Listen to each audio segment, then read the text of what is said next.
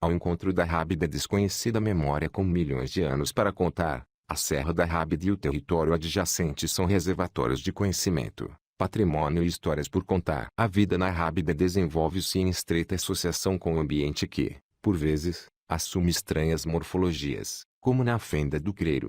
Nada indicava que a missão fosse tão penosa. Mas foram muitas as descidas íngremes, as pedras que faziam resvalar os pés, as subidas que pareciam obstáculos incontornáveis e a força de braços obrigava a agarrar os ramos das árvores para evitar graves desequilíbrios. A respiração ofegante não evitava, contudo, que atentassem pormenores marcantes das veredas, a densa vegetação, uma orquídea aqui ou ali, uma fenda de rocha nua que estreitava o caminho e quase escondia o sol. Por baixo de uma pedra, espreitou um caracol endêmico. No ar, o vulto da segunda maior borboleta diurna da Europa marcou igualmente presença. Lá embaixo, por baixo dos meus pés, adivinhe os passos da aranha mais pequena da Europa, com menos de meio milímetro, mero grão de poeira no grande livro da serra. Só mais um esforço e a redenção ficou à vista. À frente, o areal e a imensidão das águas de transparências azuis. Atrás, a encosta verdejante da serra. A mesma visão que, há milhares de anos, os humanos que ocupavam a gruta da Figueira Brava, uns metros abaixo, tinham diante de si. Aquela paisagem era outrora vista com outro olhar. Nessa época distante, o mar estava mais longe da entrada da gruta, cercada agora pela ondulação rasteira. Toda a vasta planície litoral era território de caça dos nossos antepassados. Eles não podiam saber que aquela região fora um marco na evolução da história da Terra. Fora ali que começara a abrir-se o Atlântico Norte há milhões de anos, no início da fractura do supercontinente Pangeia. Desde os alvores da humanidade que a região da Rábida foi ocupada, há vestígios de artefactos atribuíveis a Homo erectus com centenas de milhares de anos. Nessa altura, a paisagem e as condições climáticas eram completamente diferentes. Com a descida do nível do mar, o homem de Neandertal refugiou-se, há sensivelmente 40.000 anos, em grutas naturais, como são os casos da Lapa de Santa Margarida e da Gruta da Figueira Brava, comunicantes através de galerias internas e ocupadas sazonalmente por humanos e outras vezes por animais selvagens. Foi na segunda que foi encontrado material osteológico de homem de Neandertal,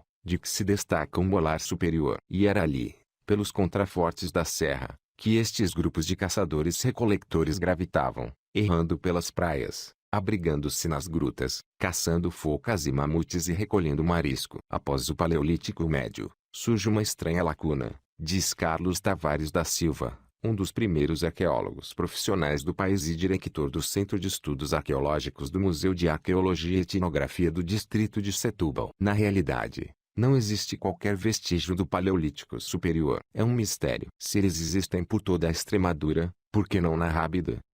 Saltado esta lacuna, o Epipaleolítico tem o vestígio mais exemplar no Casal do Mocinho, na região da plataforma do Cabo Espichel. Como explica Carlos Tavares da Silva, o homem continua a ser caçador-recolector, mais recolector do que caçador porque, com as alterações climáticas, a caça grossa começou a diminuir.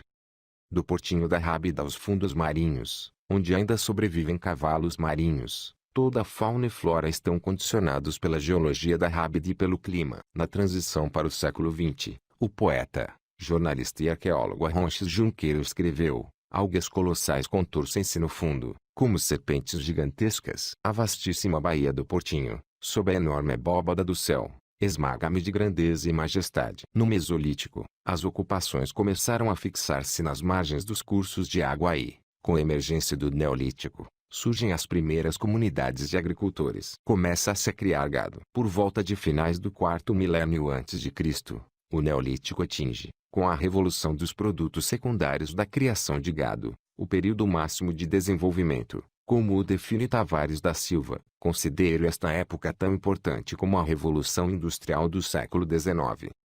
A criação de gado deixou então de ser a fonte exclusiva de alimento. Os animais fornecem a partir de então lã, leite e, sobretudo, tração animal, e daí surge o arado, que simplifica e impulsiona o desenvolvimento humano. As populações aumentam, crescem os excedentes, mas subsistem regiões pobres, que só têm uma escapatória: o homem tem de tornar-se guerreiro. A posse de terras ricas era a ambição máxima. Pelo factor bélico, as populações têm tendência para a fixação em lugares altos. Na Idade do Cobre, os castros fortificados abrigavam grandes populações, como Chibanes e Outeiro Redondo, datados de cerca de 3000 a.C. O primeiro foi abandonado, reocupado na Idade do Ferro e novamente ocupado no período romano-republicano. O Santuário de Nossa Senhora do Carmo celebra um culto inspirado na lenda de um homem que viu uma grande luz no topo da falésia. Nossa Senhora teria subido a inclinação íngreme sentada no dorso de um burro. A lenda bebeu inspiração dos trilhos de dinossauro visíveis na encosta e interpretados como pegadas de um burro. Subindo no lento elevador da história, também os romanos deixaram aqui marcos da sua presença, sobretudo relativos à época republicana, séculos II e a.C., tal como anteriormente os fenícios e, posteriormente, os muçulmanos. A Rábida é um mundo mediterrâneo, de forte influência fenícia, como em Cacilhas, Setúbal, Santarém e Castro Marim, diz Carlos Tavares da Silva. Todas tiveram origens autóctones, mas a influência fenícia nestes locais foi muito marcante. É com eles, aliás, que surge a Idade do Ferro, pois dominavam a técnica na perfeição. Sabia que foram os fenícios que introduziram a galinha no nosso território?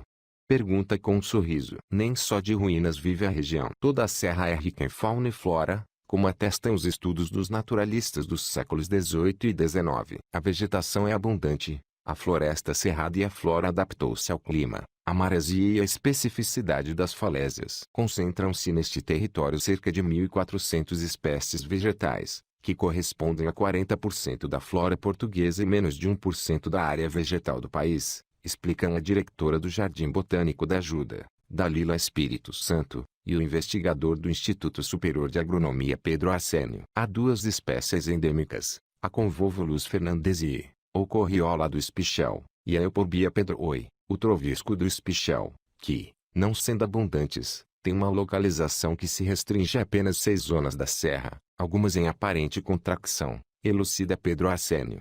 Para salvaguardar o futuro, uma das soluções, não só para a Rábida, mas para todo o país, passa por um banco de sementes, criado em 2010, com o propósito de colher as sementes do jardim para manter a coleção, tê-las disponíveis para trocas com outros jardins botânicos do mundo, e potenciar a conservação de forma a preservar a biodiversidade, diz Dalila Espírito Santo. O Jardim Botânico da Ajuda coordena este banco, conservando as sementes a 11% de umidade e a 5 graus Celsius de temperatura, o que garante um período de conservação de mais de 50 anos. Pedro Arsénio remete para outra característica especial da Rábida. Em Portugal, existem sensivelmente 45 a 55 espécies diferentes de orquídeas e, na Rábida, há 30 com presença devidamente registrada. É expressivo do valor ecológico da região. A serra é um mundo vegetal e essa dimensão não pode ser esquecida. Apesar da pressão humana, da construção, da atividade das pedreiras e da cimenteira,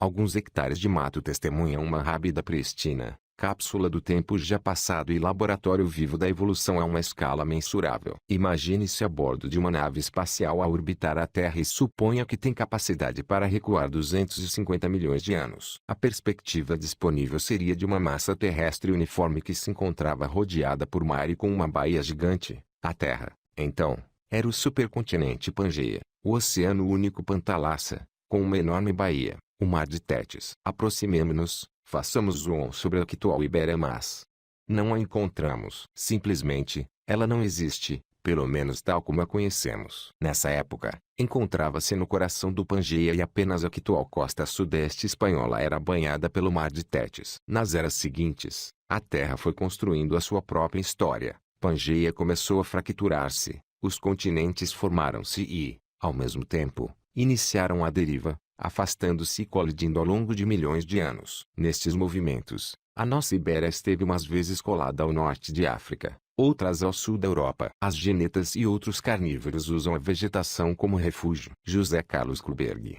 investigador do Departamento de Ciências da Terra da Universidade Nova de Lisboa, continua a desfiar o fio à meada. A zona de ruptura fez-se quando a Península Ibérica se separou do Labrador, no atual Canadá. Além da progressiva separação, outro factor interferiu. A colisão da placa africana com a euroasiática levou a que o Mar de Tétis se fosse fechando até formar o atual Mediterrâneo. Com todos estes movimentos e rotações, inicia-se a abertura do Atlântico Norte e o fecho do Mar de Tétis. É aqui que intervém a Rábida. A serra começou a erguer-se há cerca de 17 milhões de anos e o soerguimento de terras deu-se por colisão, levando a subida, para a superfície, dos materiais sedimentares que se tinham formado em ambientes marinhos a quando do início da abertura do Atlântico Norte, explica. Hoje, é possível fazer um roteiro dos acontecimentos que marcaram a região, as fases de magmatismo, a fenda do Creiro, o afloramento da Praia da Foz da Fonte e a bacia do Pré-Tejo. Em termos geológicos, nada é o que parece. Antes, o Tejo terminava em delta. Era uma área imensa que atingia a Lagoa de Albufeira, e foi a elevação da Rábida que provocou a separação dos cursos do Grande Rio Ibérico e do Sado. A atestar a importância geológica da serra, refira-se que 3 dos 7 monumentos naturais de Portugal encontram-se na região: Lagosteiros, Pedreira do Avelino e Pedra da Moa. Mas é na Pedreira do Jaspe, com a onda da Serra do Risco como guardiã, que olhamos a falésia calcária mais alta da Europa, 380 metros. Debaixo dos pés, estão milhões de anos acumulados. Em frente, temos o palco do encerramento do Mar de Tétis e a abertura do Atlântico Norte. Todo este conjunto de riquezas acabou por não ser aprovado a quando da candidatura a Patrimônio Mundial pelos responsáveis da Unesco, o que defraudou as expectativas da região e de toda a equipa que elaborou, e da qual João Afonso, responsável técnico da Associação de Municípios da Região de Setúbal AMRS, foi porta-voz. Foi um trabalho notável e uma união de vontades da região de Setúbal e, em particular, da AMRS, dos municípios de Palmela, Sesimbra e Setúbal, do ICNF, mas também de espeleólogos, arqueólogos, geólogos, botânicos e, ainda, de quem intervém direta ou indiretamente no território. Foi toda a comunidade que se envolveu. A Gruta do Frade, maravilha subterrânea e testemunho exuberante de como a água e a química moldam a paisagem. Apesar do balde de água fria, produziu-se mais trabalho científico do que alguma vez tinha sido promovido em áreas tão diversificadas na região. O trabalho ajudará agora no planeamento e ordenamento do território, até porque os estudos da capacidade de carga das praias e da serra para fins turísticos forneceram um sentido de preservação daquilo que a Rábida pode proporcionar e suportar. Vamos continuar a caminhar, assegura João Afonso, que não feche a porta a futuras candidaturas e certificações internacionais. Esbaforido mas feliz na fenda do Creiro, olhando para as vertentes verdejantes e para o mar em frente, recapitulo os pontos de reportagem que, a pouca distância entre si, levam a conhecer endemismos de fauna e flora, sítios arqueológicos ímpares e monumentos naturais únicos. É essa a força da região da Rábida, a concentração de patrimônio único em escassos quilômetros quadrados. João Afonso dissera-nos em Setúbal, a propósito do dossiê da Unesco: a Rábida não vai parar. Depois de uma pausa, acrescentou: na verdade, ela nunca esteve parada.